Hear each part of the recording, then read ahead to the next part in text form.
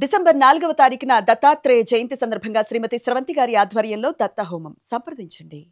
నమస్తే, welcome to Suman TV. నేను పద్మిని. రేపటి పంచాంగాన్ని, రేపటి రోజుకున్నటువంటి వైశిష్ట్యాన్ని ఇప్పుడు చూద్దాం. రేపు 30వ తారీఖు నవంబర్ నెల 2025వ సంవత్సరం ఆదివారం.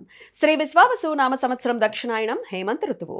రేపు మార్గశీర్ష మాస శుక్లపక్ష దశమి తిథి రాత్రి 9:29 వరకు, తదుపరి ఏకాదశి తిథి.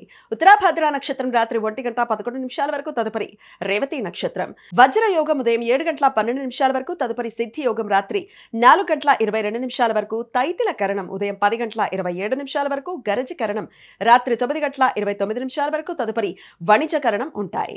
సూర్యుడు వృశ్చిక రాశి అనురాధ నక్షత్రం 4వ పాదంలో సంచరిస్తున్నాడు.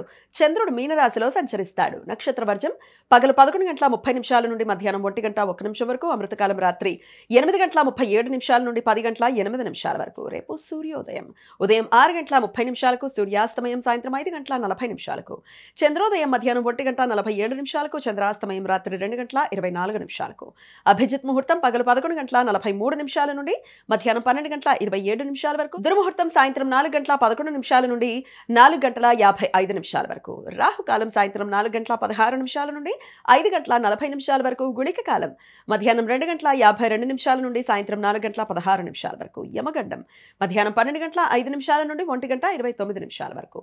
సర్వార్థ సిద్ధి యోగం రేపు సూర్యోదయం నుండి రాత్రి 1:11 వరకు ఉంటుంది. ఇది ఆదివారం.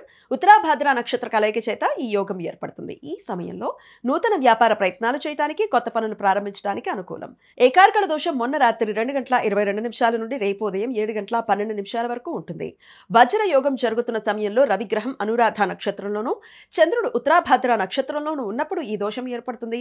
ఈ దోష సమయాల్లో శుభకార్యాలు చేయడానికి అనుకూలం కాదు. ఈ సమాచారాన్ని మనకు అందించిన వారు మేడికొండూరు విశ్వనాథ్ ప్రసాద్ గారు. ఆయనకు కృతజ్ఞతలు తెలియజేస్తూ నారాయణ స్మరణతో సమస్త సన్మంగళాని భవంతు. నమస్కారం.